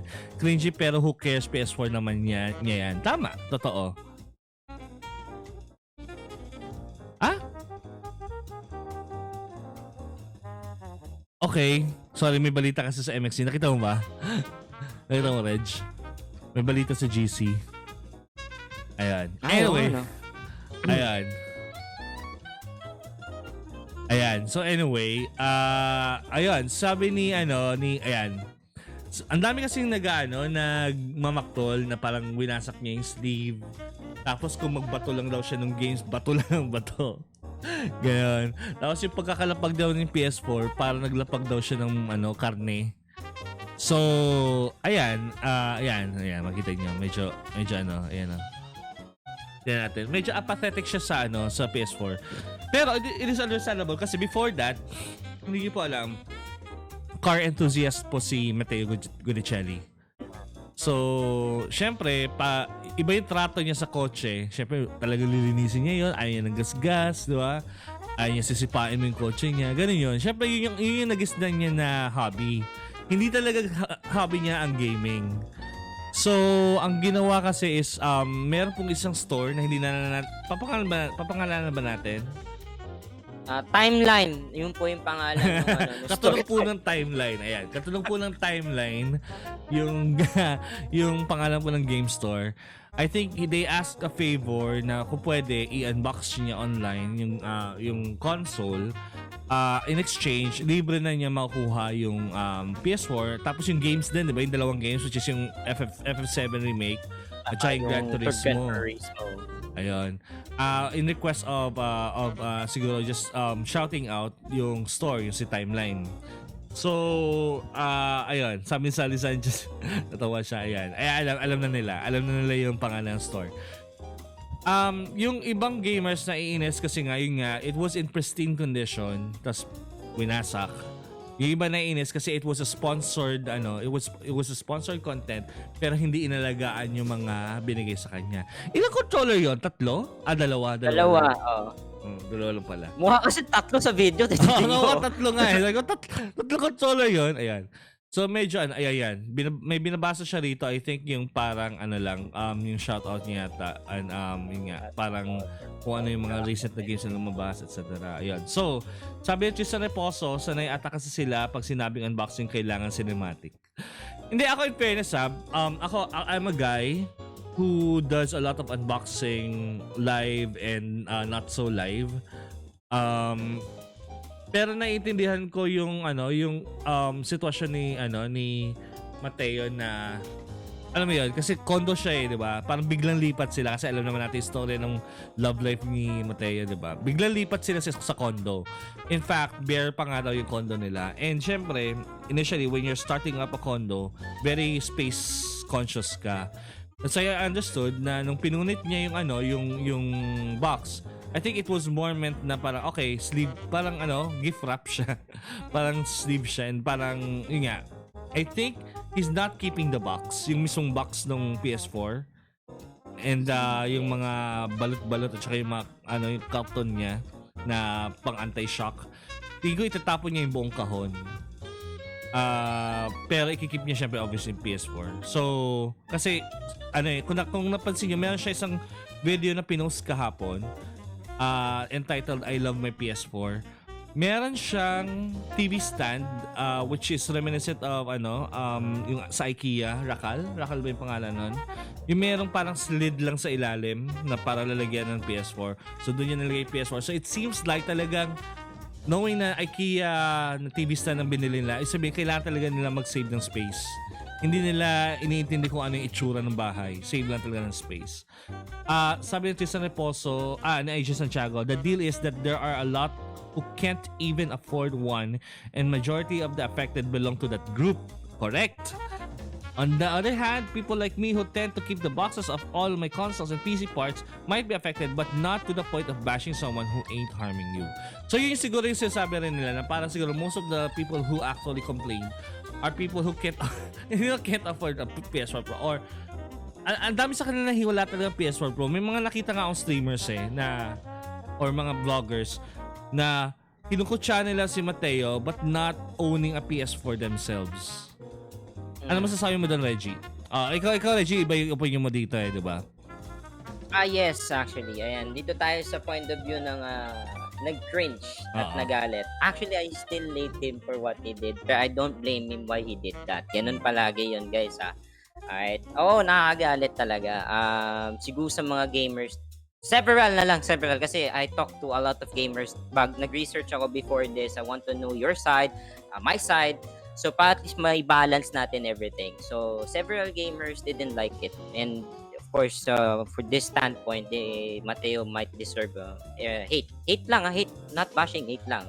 Kasi, of course... I think hate is also too much din, para sa akin. Siguro. Cringe lang siguro. Parang cringe ka. Ako nag-cringe ako Yan na lang. Mali din kasi yung term ko nung nakausap ko din si Darren before. So, I guess he deserves the cringe kasi every gamer's viewpoint will definitely cringe about what he did. So, I made some bulleted points nung ganap na to. There's the positive and the negative. Ito yung me, tsaka yung Doon naman tayo dun sa So, doon tayo sa umpisahan natin dun sa me. Ito yung bakit negative to sa pananaw ng mga tao. This is a collectors and gamers viewpoint. Kasi even me na nagkaroon ng PS4 for the first time, this is not the way I remove things or something like that. And as a collector, everything is actually important. No? Everything is very important. Maski sa maliit na piece ng equipment ng PS4 is very important for a collector. That's why we keep the boxes. Wag yung sasabihin box lang yan. Dahil as a collector's viewpoint or perspective, every piece of that equipment is important as a collector. Alright, for the gamers viewpoint, gets ko din naman sila because it's your hobby, it's the thing that you actually passionate about. So, tapos the way he actually unboxed medyo the dispassionate PS4, nga, oo. Medyo nag-cringe sila. May mga iba nagalit. Even me, I admit, nagalit ako. Pero I realize there's a lot of takeaways on this scenario. Alright? So, ngayon, pangalawa, it's a sponsored. Sponsored siya ng Timeline at ni SP for Asia. So, for ito ang mga naapektuhan dito yung mga influencers and streamers just like us. Several lang. Hindi ko nila lahat tapos yung may mga nag-post na din ng mga vlogs or streamers na kung ano yung hinaing nila. A lot of people wanting to have that kind of sponsorship with SP4 and Timeline. But then again, they were not lucky enough. And you were given it on a silver platter. And anong tawag doon? Ang tawag doon inggit, di ba? I mean, that's for another point of view. Sige. Sorry kasi sabi mo parang it sounds like inggit Sorry, ayan. Okay, go. For me naman, hindi ako naapektuhan doon. But for as a streamer and as influencer, yes, proper etiquette daw ang hinihingi nila. Kasi if you are partnered with someone, in order for us to have a good partnership, you have to present yourself better. And that thing na nakita natin for them and for me, nung una, it was unethical or no, not unethical. Sorry hindi yung unethical iba yun ibang level yung unethical, iba yung ethics sorry. Hindi unethical, sorry, wrong term. Ang dapat kong sasabihin etiquette. Medyo magkakatunog kasi yung etiquette tsaka unethical. So he didn't practice proper etiquette. Yun na lang. Alright? Pangatlo, warranty. Ayan, warranty daw. Mami nagsasabi because of the warranty services because there are some stores daw na hindi tinatanggap ang unit, kung unit lang, kailangan complete package. Actually, Pero may mga stores experience that. na tinatanggap naman ng resibo. So, Ako pag dinala niyo siya sa Sony Center, kailangan niyo yung box. Pero pag dinala niyo siya hindi sa database, hindi mo maasahan database sa mga warranty eh. Mga game line, iTech, Game 1. Ayan, pwede niyo kasi ibalik yung mga PlayStation niyo doon sa mismong store without the thing kasi na-recognize nila yung resibo nila. Unlike sa Sony Center, kailangan dali mo talaga yung mismong box for them to confirm na this is a legitimately distributed Sony product. So, kaya kailangan yung box. Pero ang alam ko, sa Sony Center, pag TV naman, pwede mo dalhin yung TV lang. Sa PlayStation lang sila talaga medyo discriminatory ng konti. Sabi ni AJ Santiago, wait lang. Sabi ni Brian Sansayet Lever, power tayo dyan mga lods. Ayan, Pau. Kasi wala akong kuryente. Joke lang. Nakapatay yung ilaw ko. Ayan. Sabi ni Jun Gabizak, even the plastic, I wouldn't even try to crumple it. Actually, ito nga, gusto kong pakita sa inyo yung The Last of Us Part 2 na special edition ko. Andiyan pa yung plastic. Ang ginagawa ko kasi parang inaano ko lang, parang ini-incision ko lang yung sa top ng plastic. Tapos ako siya bubuksan unti-unti. Hindi ko tinatanggal yung plastic kasi prone for degrading yung mga box na yan. According to AJ Santiago, let's replace the can't afford with don't own, sorry can't sugarcoat enough. That's correct. Ayan, positive lang yan. Positive scripting lang. Ayan. One Lunatics, as celebrity, alam niya dapat na laging iingatan basta bigay ng sponsor. Lahat ng artista yung mamandal sa sponsor, so bakit ganyan, di ba? I have a feeling kasi that he didn't even plan to have a PS4. Ayan. Yan, isa pa yan. Mamaya pag-usapan natin yan. Jeff Reyes, CC Gaming Share Train, and Jun Gabi Zach, as a sponsor, I would have asked for the video first before posting it. I have a feeling na hindi formal yung sponsorship. Yun yung feeling ko talaga. Knowing a small store like Gameline and ayun, SMOA daw. Jeff Reyes, shared boss Tito, shout out kay Kaito and Crazy. Ayun. May pinned comment tayo. The deal is that there are a lot who can't afford one and the majority of the... ako yata nag-pin ito. Dapat hindi ko ito na-pin. Ikaw nag-pin.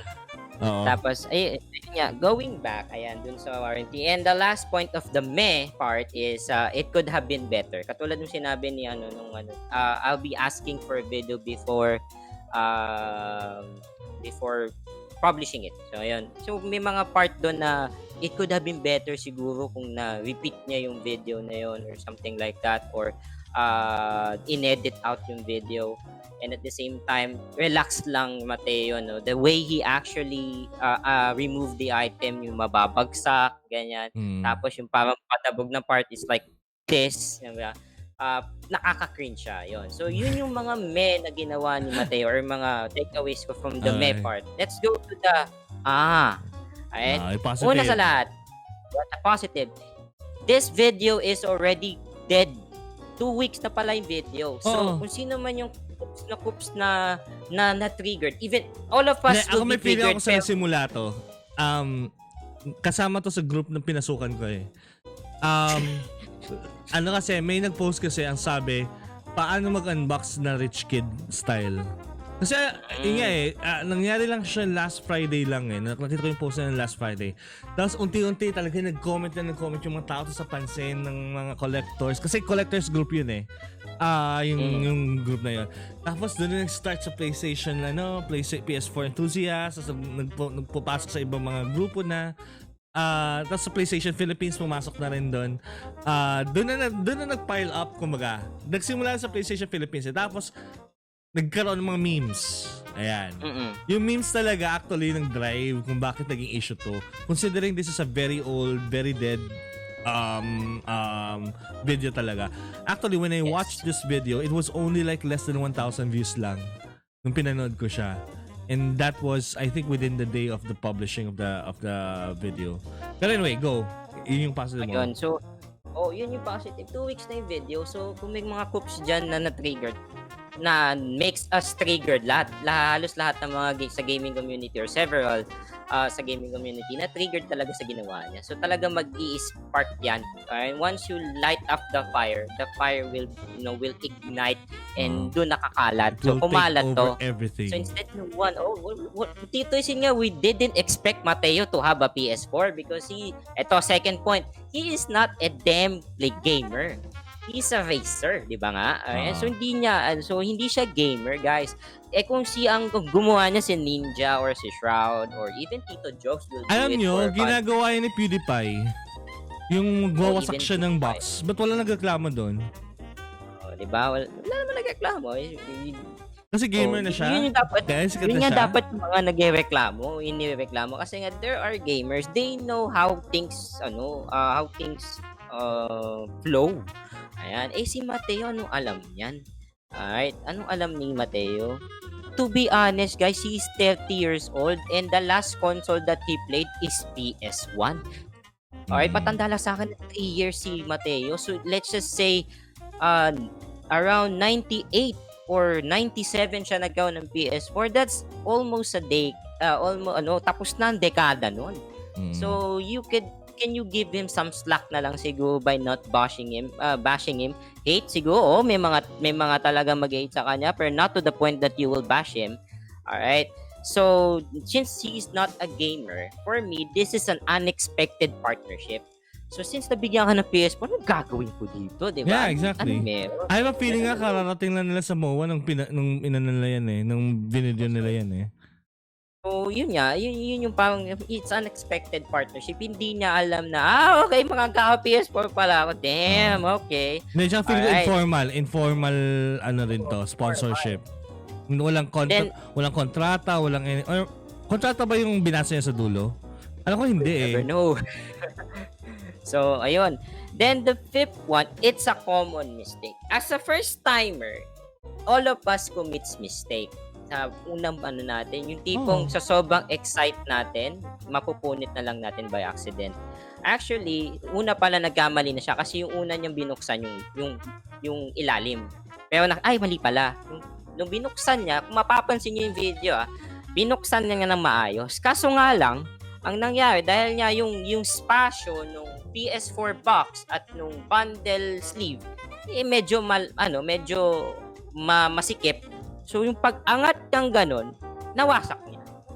Then, suddenly, sinabi niya, oops, sorry. Kasi, maski siya, nagulat siya. Ganito pala kasi sensitive tong box. Hindi alam eh. Okay, so, fuck it. Ganun na lang. Or, damn it. Buksan ko na lang lahat. Yun. So, yung ganun lang. Ganun talaga. So, it's a common mistake siguro. Even me, nung meron ako natanggap na VCD when I was a child, hinga sa akin yun eh. Ang title nun, Dennis the Menace. Nakabalot pa yun.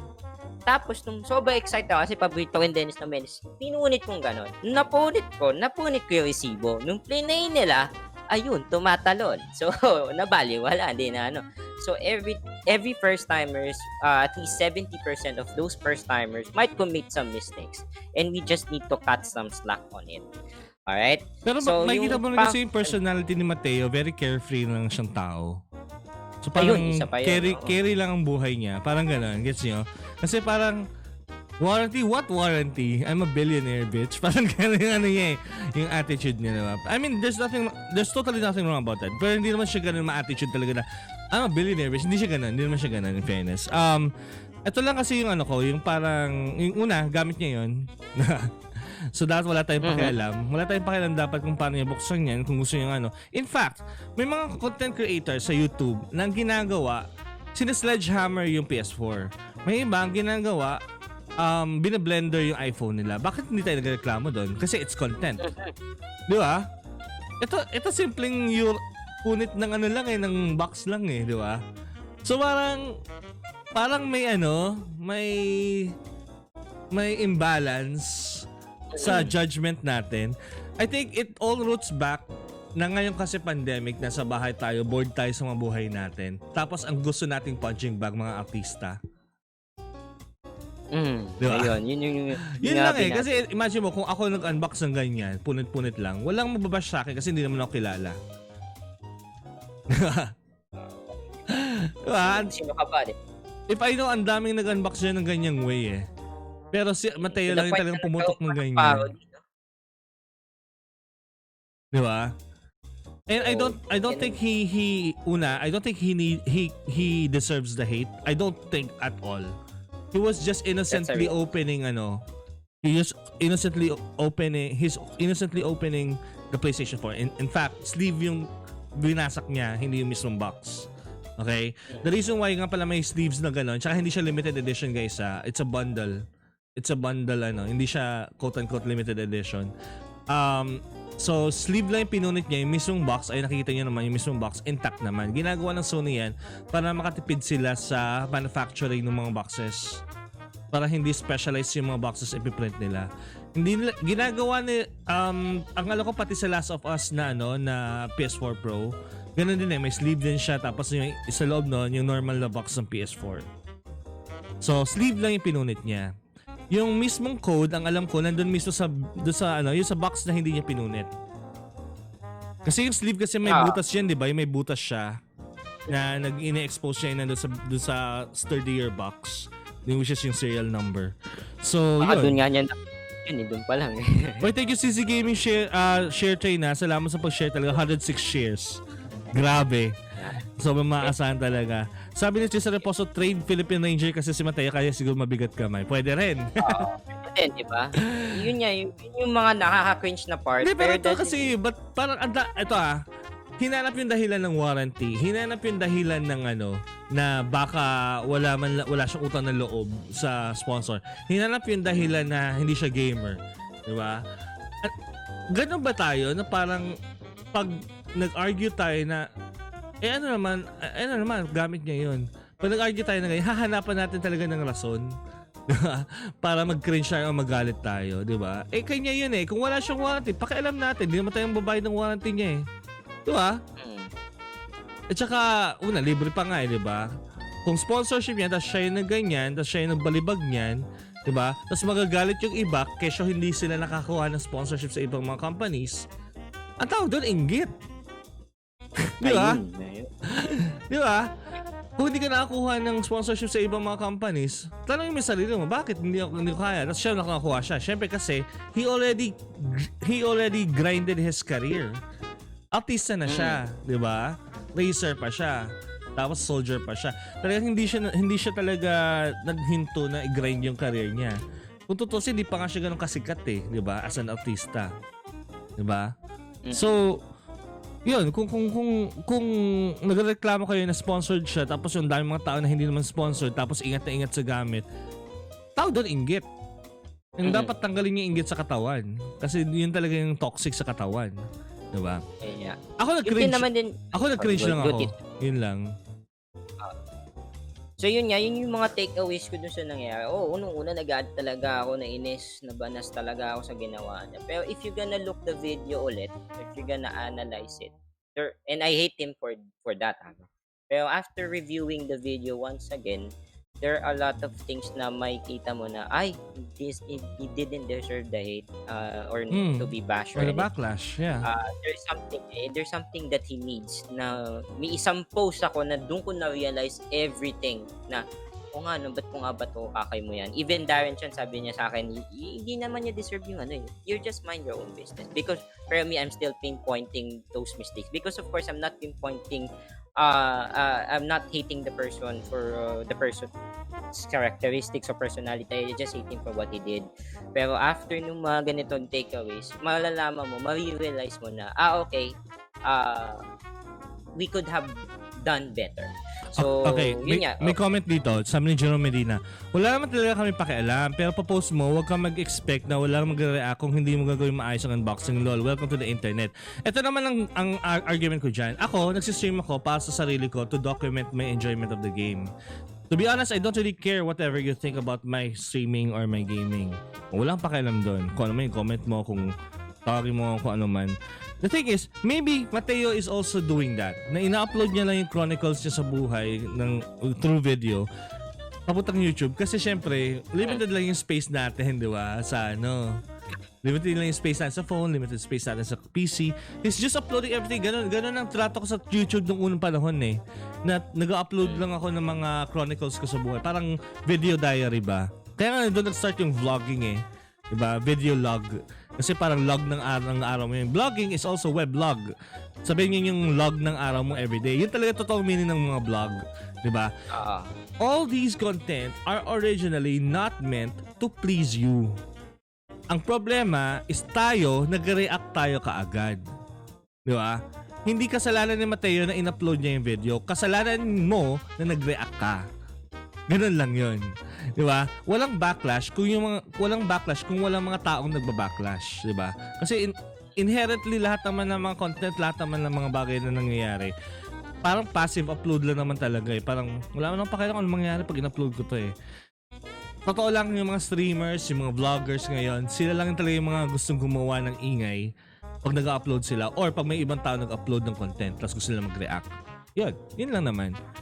Yun yung dissection ko dyan sa na yan. Sa sitwasyon na yan.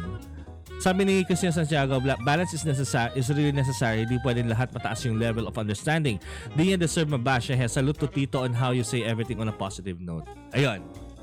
I mean ako, hindi ko rin binabash yung mga nag-react. Pero at the same time yun nga eh, siguro yun dapat i-practice natin sa social media, di ba? Ang dami-dami nasasabi, think before you click, pero click tayo ng click, di ba?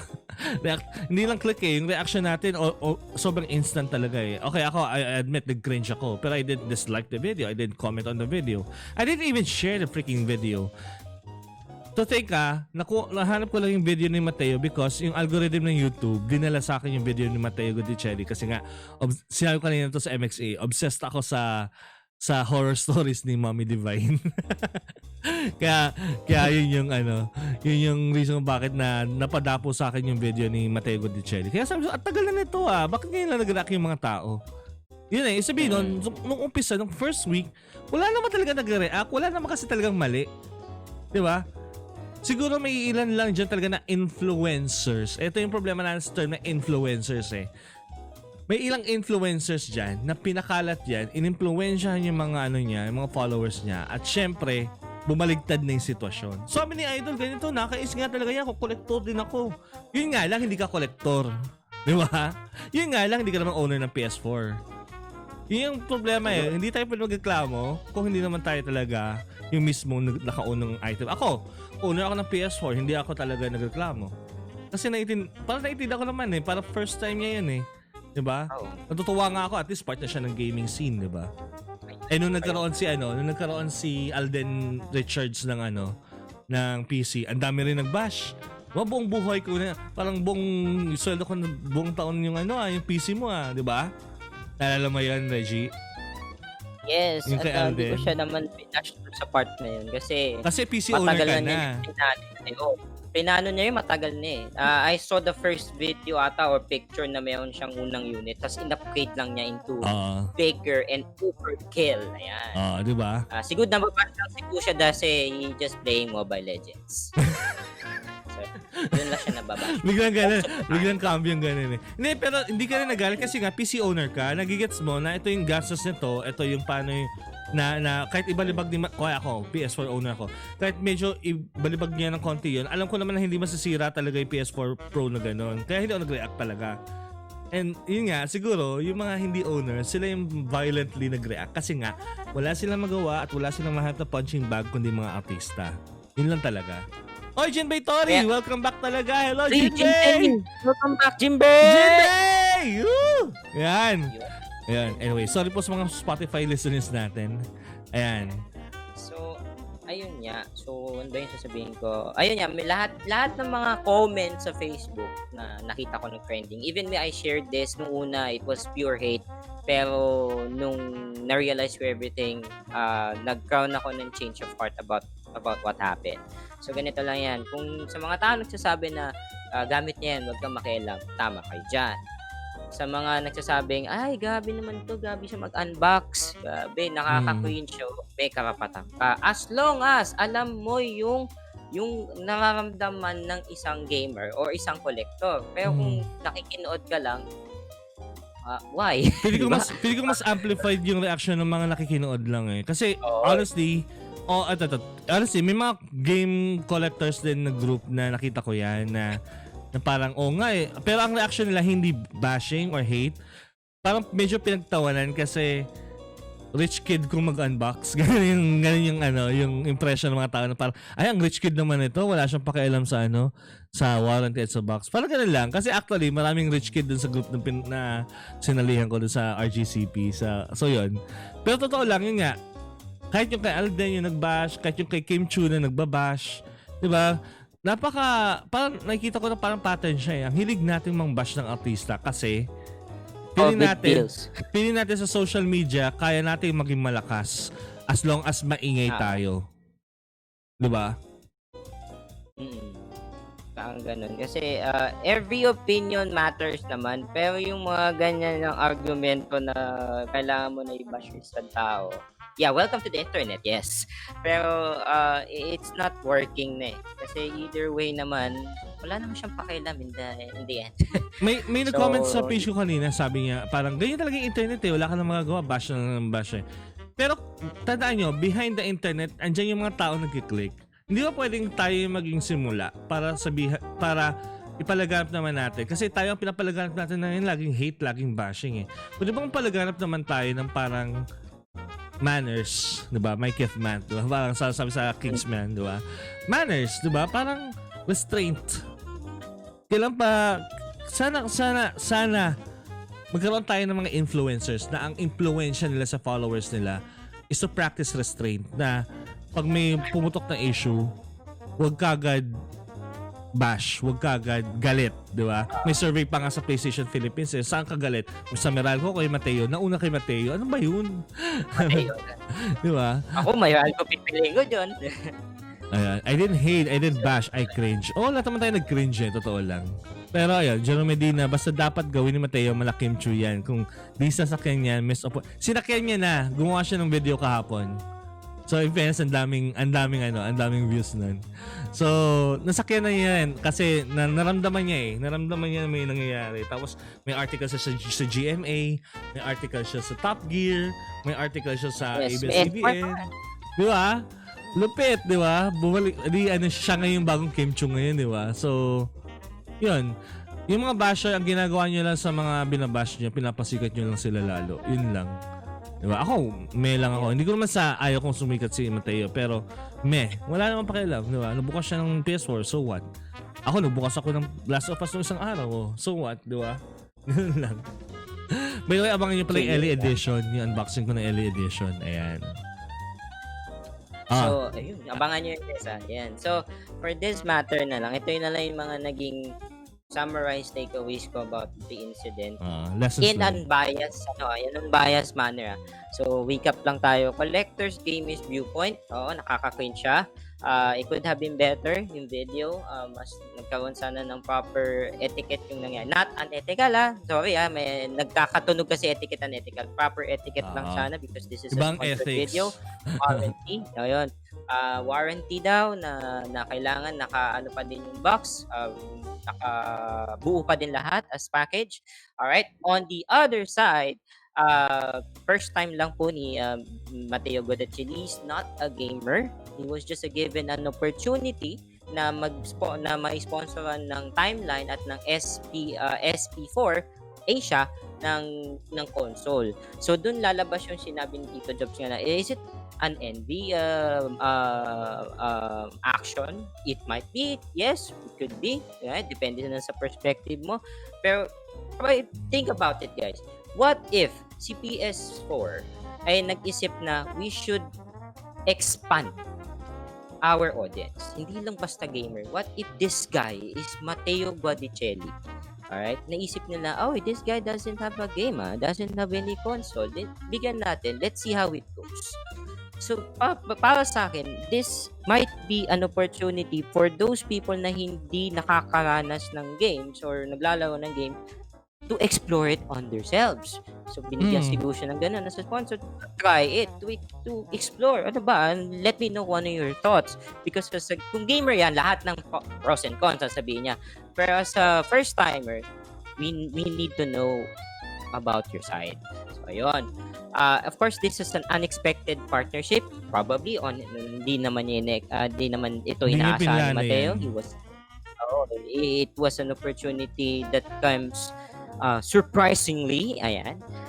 And at the same time, unboxing guys. Wala naman siguro. Ayas, mayroon tayong kumbaga sa basketball, pag tambak ka na, tapos nag-slam dunk pa yung kalaban mo na wala lang, gusto lang niyang gawin kasi tambak naman na kayo, nag-slam dunk siya. It's not bawal, but kumbaga parang ano na lang yun, proper etiquette na lang na, respeto na lang, parang ganon. So Yeah, yung at least he got his parang wrist tap. So parang na wrist tap Oo. siya ngayon. 'Di ba? Or slap sa wrist. Yun na yung risk na na-take niya. So, as a sign, and at the same time, yun na yung mga nabash na siya, na-hate na siya. Even me, nag-express din ako before ng hate. So, ayun nga, parang Kaya nga, huwag gamitin yung word na First- hate. Dapat hindi hate, cringe lang. drink na. Kasi yung Oo, hate, dapat yung yun. tao Yun na mismo yung parang- di ba? Huwag ganun. Cringe lang tayo, parang, ay, So, pero end of the day, gamit niya yun eh. so, yung To be hate, honest, mapupunta na- ito lang boil down ko dito. Kapwa ko, mahal ko, gamit ko, pakialam ko. Yun lang yun. Di ba?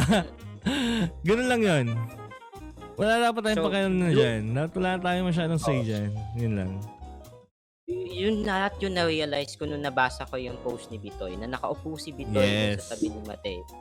This man doesn't need all the hate. Yan. And I'm really sorry, Matteo, kung nanonood ka man. I'm sorry if we hate you. Some of us. Hate. But the cringe is still there. Pero we don't hate you anymore. We understand what you're coming from. We must put ourselves into Mateo's shoes and let's see. Ganun, would there be any difference?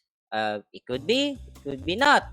So, what he needs is an education. That's why may post si Bitoy doon. Hindi para kutsain si Matteo.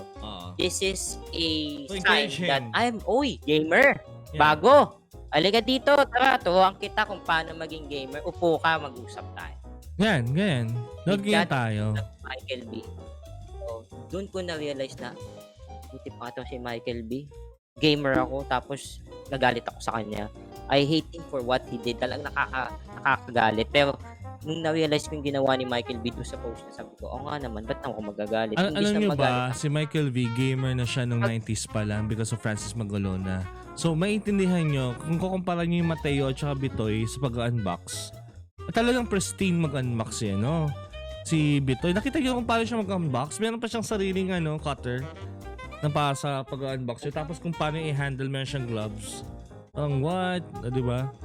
So, ganun talaga eh. Ibang tao sila. So, parang wag nating i-impose ang ideals natin sa lahat ng tao. Kumaga, wag tayo maging snowflakes na parang dahil ganito ang paniniwala ko, kailangan ito rin paniniwala mo. Wag na ganun. Hindi na kailangan ganun. Yan. Sabi ni Jerome Medina, mas So, yun upset pa ako sa nangyayari sa Last of Us Part 2. Yun ang nakakabalibag talaga ng PlayStation. Pag-uusapan ba natin yan, Tito Jopes? Gusto ko magkaroon ng next time na. spoiler podcast ng Last of Us Part 2 pag natapos ko na yung game. Kasi umpisa pa lang may gusto na akong sabihin about it eh. Pero naiintindihan ko kung bakit may mga games katulad ng Last of Us Part 2. I mean, meron tayong Breaking Bad, meron tayong Sopranos, 'di ba? May mga Walking Dead. May mga TV series na pinapanood mo pa rin pero wala nang joyless na games kumbaga. Games na content kumbaga. But anyway, that's an aside. Siguro tapusin na natin to. Ayun, sabi ni Christian, sadya ko na high blood ako sa TLOU2 kapon. Naka-high blood, di ba, Tina? Na-high blood din ako noon. Nagpalpitate ako noon eh. Ayun. Anyways, Regie, i-wrap up na natin to? Wrap up na natin yun. Oo, Ayan, para- na- Kung paano na- nag-unwrap naman si natin. Matteo, i-wrap up na natin to. Let's wrap up! Let's wrap up! Wrap up, pack up na to. Anyway, okay. So, sinong mabasa ng Sige, ikaw na lang ulit magba. So, thank you guys everyone. Bago tayo magbasa ng sponsors. Thank you ulit sa mga nanood ulit. Ang mangyayari ito, magkakaroon tayo ng Tsongporado midweek, which is mga newsreel, mga balita, tsaka makikiride tayo dun sa mga sa mga pumapailan lang na mga balita sa gaming, pop culture, nostalgia. Pero yun, may po-promote ka ba Regie, for this week? Yes. So yun. So ito nga pala ang ating lover boy na si Reggie Loves You, no? Magbabalik tayo sa July 3, mga kaibigan, mga ka-Atabs Nation, baby! Alright, so maglalaro tayo ng League of Legends, PUBG Lite, and Valorant. Alright, so ngayon medyo nag-time off muna ako kasi mami akong dapat matutunan pa. And grinding time for Valorant and LoL. Gusto ko pa nag-content ako nasa rank stage na ako. Ay, wow. So, and also I've been practicing, I'll be practicing video editing because I'm planning to invade YouTube na din as well to have my highlights. Meron man, other videos just like this, mga reaction videos. I might have a separate reaction video for this incident, just of course for the sake of documentation, but I learned my lesson, of course, and all those takeaways, it's very fulfilling na nakuha ko yung mga takeaways na yun, and I even adore Matteo more about what happened. Okay, and ano pa ba, sana yung mga sponsor natin baka naman giveaway naman. Ayan, so ayan, see you guys on July 3, no? July 3 mag-uumpisa ulit tayo, grinding na tayo na yon, and watch out for my YouTube channel as well in the future. Yun, salamat po sa pagbigay sa opportunity makasali ulit dito sa Newsreel, mga kaibigan, and thank you Tito Jopes for trusting me on this one. Alright. May ganun. Anyways, ayun, Christina at AJ, sama kayo next sa Thursday tayo, Thursday night. Sama kayo Ayan. Mukhang mukhang balik-taktak. Maraming news na naman naglalabasan ngayon kasi may na-pop up sa akin bigla ngayon ng news So gusto ko i-cover siya on Thursday. But again, thank you everyone. I will be streaming The Last of Us Part 2 in a little while. Kakain lang po ako ng dinner. Tapos siguro mga madaling araw ko mag-stream na ako. And I will be continuing streaming this until matapos siya. And then after that, I think I'm just gonna go back to my house muna sa Malinta. Tapos, yan, mag-ano na ako. Magsastay muna ako doon for a long time. Pero, magsastream pa yun ako ng Tsongporado yung mga midweek at saka weekends. So, do watch out for that. And, take it away, Regie. Alright, so yun nga mga kaibigan, maraming salamat po sa lahat ng tumanggilik sa ating makabuluhang talaktakan ng ngayong gabi. Of course, alam niyo naman ng mga naganap ngayon sa Tsongporado, ang Cyberpunk na delay. Ding, ding, ding! Crash Bandicoot magkakaroon na ng Part 4. Ding! Ding! Ding! Ding! Last of Us 2, number 1 sa chart sa UK. Ding! Mixer, bye-bye na and say hello to your partner, Facebook Gaming. And last but not the least, our commentary about the Matteo incident. Ano ba ang maging naging reaction namin? Ano ba ang maging mga takeaways namin and all? Alright, with unbiased commentary, mga kaibigan. Alright, and bago tayo magtapos, we would like to thank our sponsors, Rakk Gears. Rakk Gears is the only gaming gear company in the Philippines with dedicated gaming user interface research and development. You can get your gaming gears online by visiting their website at Rakk.ph or checking the Facebook page at facebook.com/RakkPH. Rakk Gears, kalidad, kisig, kasarinlan. Alright, Electronics Extreme Philippines, from the company that will bring you the new Gunbound Philippines. Electronics Extreme intend to develop the gaming industry continually with new concepts and new technology. They are here for boundless fun and experiences. Check out their website at extreme.co.ph. Game Express! Game Express is the first and only game store in the Philippines that offer pre-orders with no deposit fee. No more waiting in line. The games you will love come straight at you. Free cash on delivery nationwide. Find them at Facebook by searching Game Express. GamersGear.ph, where your game loud and proud. Represent your faction. Gamers from all forms and genres can now start enjoying items from every classic with GamersGear's latest apparel and accessories. Final Fantasy VII Remake and Resident Evil 3 Remake inspired caps are now available for purchase. Use the offer code MAXIMIZE. I repeat, MAXIMIZE to get 20% off of your purchase plus free shipping from the site. GamersGear.ph. Code is only available for the first 200 purchases, so grab one now. Gamers, let's gear up and roll out! Wow! Hype na hype, no? At dahil dyan Salamat. po, ayan, ikaw na ba? Oh. Sige, ikaw na, again, go.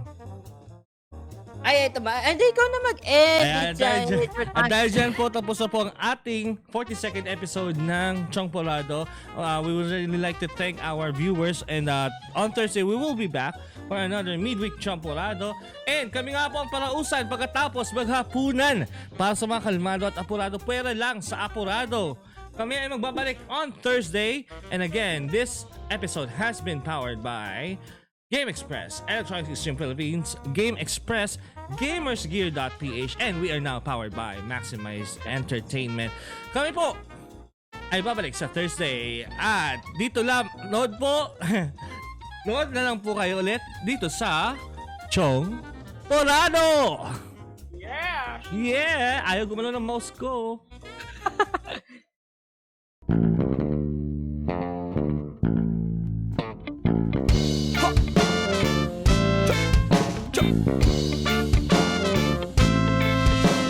Hey, fellow pirates, come and listen what I say. The captain is a tyrant and I no longer obey. I'm sick of taking orders from the madman in command. So let's drop him on an island and leave him in the sand, 'cause it's a mutiny.